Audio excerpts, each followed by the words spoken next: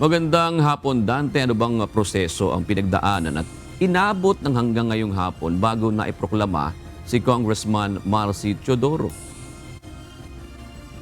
Magandang gabi, June. Paliwanag ng Commission on Elections, hindi naman kaagad-agad na kapag nailabas yung kanilang desisyon ng final and executory ay mapuproklama na si Representative-elect Marcy Teodoro. Ayon sa COMELEC, ang prosesong pagdadaanan nito ay kailangan pang mag-convene ng City Board of Canvassers o CBOC na binubuo po yan ng COMELEC at ng DepEd Superintendent at gayon din ng prosecutor. Pagkatapos yan, ay mag-issue din ng notice ang City Board of Canvassers sa dalawang partido, sa nanalo o kaya doon sa natalo na ipoproklama na ang isang kandidato. Final at immediately executory o agaran ang pagpapatupad sa desisyon ng Commission on Elections o COMELEC pabor kay Marikina 1st District Representative-elect Marcelino Marcy Teodoro. Kanina ay naglabas na ng Certificate of Finality at Entry of Judgment ang komisyon at ipinag-utos ang proklamasyon nito. Nag-issue rin kaagad ng notice ang City Board of Canvassers ng Marikina at nag-convene o pinag-usapan ang desisyon at kautusan ng komisyon. As far as the COMELEC main office is concerned, pwede nang ipatupad anytime. Yung po yung sa COMELEC. Kaya naman pasado alas 4 ngayong hapon ay naiproklama na si Teodoro ng City Board of Canvassers o CBOC ng Marikina. Una ng kinwestiyon ng kampo ni Teodoro, bakit hindi ito kaagad iprinoklama kaninang umaga? Immediately executory. Kailangan ipatupad na dahil tapos na rin yung 5-day reglementary period. Hinintay naman natin yung 5 araw. Kung walang injunction or certiorari, TRO na makukuha, ay pwede na lang ipatupad.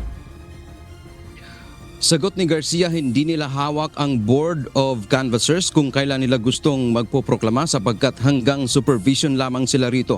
May proseso anyang kailangan gawin ang Board of Canvassers para maging valid o may bisa ang isasagawang proklamasyon. Kabilang na rito ang pagbibigay ng notice o impormahan ang magkabilang panig bilang bahagi ng due process.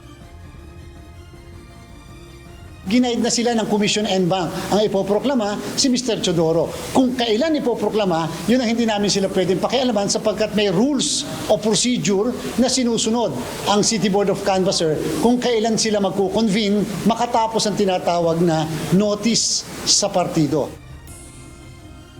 Samantala, June, kinumpirma ng tagapagsalita ng Korte Suprema na si Attorney Camille Ting na wala pang aksyon ang mataas na hukuman sa inihaing petisyon kahapon ni dating Senador Coco Pimentel na kumukwestiyon sa desisyon ng COMELEC. Kapag urgent naman anya ang isang petisyon o issue, ay kaagad nila itong iraraffle o aaksyonan.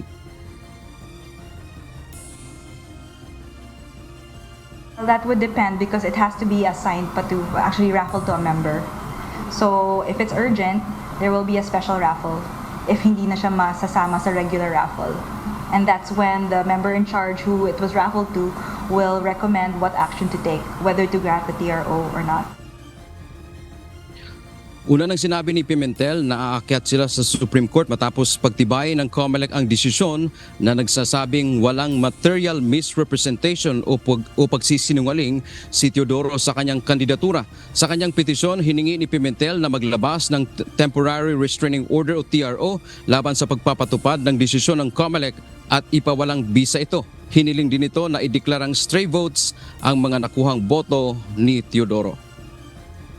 June, sa nakaraang eleksyon ay one-on-one kasi ang naging labanan diyan sa 1st District ng Marikina kung saan nanalo si Teodoro laban kay Pimentel sa pagkakongresista kung saan nakakuha itong si Teodoro ng mahigit 75,000 na boto at si Pimentel naman ay nakakuha lamang ng mahigit 20,000 boto. Yan man ang ating update mula dito sa Maynila. Balik sa June. Maraming salamat, Dante Amento.